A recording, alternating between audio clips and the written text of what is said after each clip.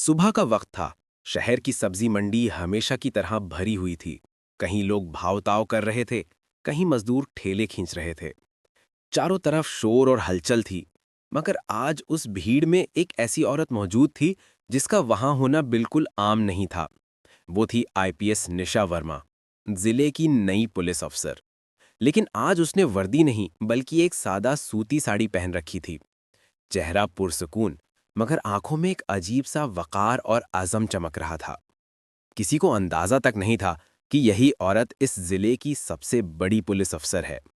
निशा आहिस्ता आहिस्ता चलती हुई एक बूढ़ी औरत के ठेले के पास रुकी, जो सब्जियां बेच रही थीं। निशा ने मुस्कुराकर पूछा, अम्मा, आलू कितने के दे रही हो?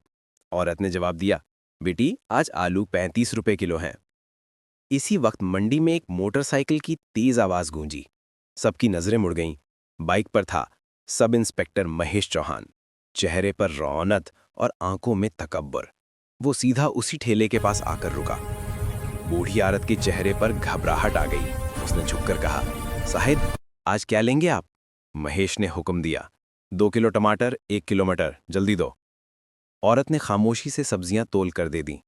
वो सब्जियां लेकर बिना पैसे दिए चला गया। ये मंजर देखकर निशा वर्मा के कदम रुक गए। उन्होंने संजीदा लहजे में पूछा, अम्मा, उसने पैसे क्यों नहीं दिए? औरत ने ठंडी सांस लेते हुए कहा, बेटी, वो रोज ऐसे ही ले जाता है। पैसे मांगूं तो धमकाता है, कहता है तेरा ठेला नाले में फेंक दूंगा। मैं मजबूर हूं, घर कैसे चलेगा? निशा के दिल में तूफान उठा।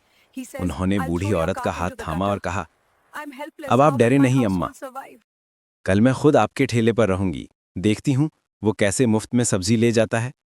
अगला दिन सुबह फिर वही मंडी, वही शोर, लेकिन आज ठेले पर बैठी थी निशा वर्मा। सादा सा लिबास, मगर चेहरे पर वकार। कुछ देर बाद वही बाइक मंडी में दाखिल हुई। महेश ने मुस्कुराकर कहा, अरे वाह, आज तो नई दुकान लग गई। कहाँ गई वो बूढ़ी औरत? निशा ने पुरसकून लहजे में कहा, वो मेरी माँ है, आज उनकी तबीयत ठीक नहीं थी, इसलिए मैं आई हूं। महेश ने शोखी से कहा, ओह, बेटी हो उसकी, तुम्हें देखकर तो मंडी निखर गई। चलो 2 किलो गोभी दे दो। निशा ने खामोशी से सब्जियां तोली। जैसे ही वो जाने लगा, निशा ने सख्त आवाज में कहा, रुकिए, पहले पैसे दीजिए। महेश हंसने लगा, पैसे? तुम्हारी माँ तो कभी नहीं मांगती थी। निशा ने मजबूत लहजे में कहा, वो डरती थी, मैं नहीं डरती। बिना पैसों के कोई सब्जी यहां से नहीं जाएगी। महेश का चेहरा गुस्से से लाल हो गया।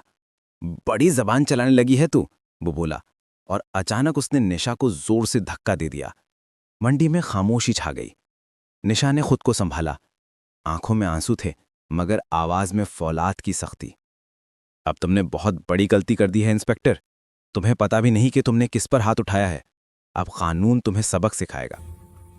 कुछ घंटों बाद निशा वर्मा अपने असली रूप में सरकारी गाड़ी और सिक्योरिटी के साथ थाने पहुंची। पूरे थाने में खलबली मच गई। कल तक जिस औरत को वो मामूली समझते थे, आज वही थाने में आईपीएस अफसर के तौर पर दाखिल हुई। निशा ने सीधा इंस्पेक्टर महेश और एसएचओ राजपाल को बुलाकर कहा, तुम दोनों ने वर्दी को शर्मिंदा किया है, रियायत की कोई गुंजाइश नहीं है। इंस्पेक्टर महेश चौहान और एसएचओ राजपाल को फौरी तौर पर मुअत्तल किया जाए।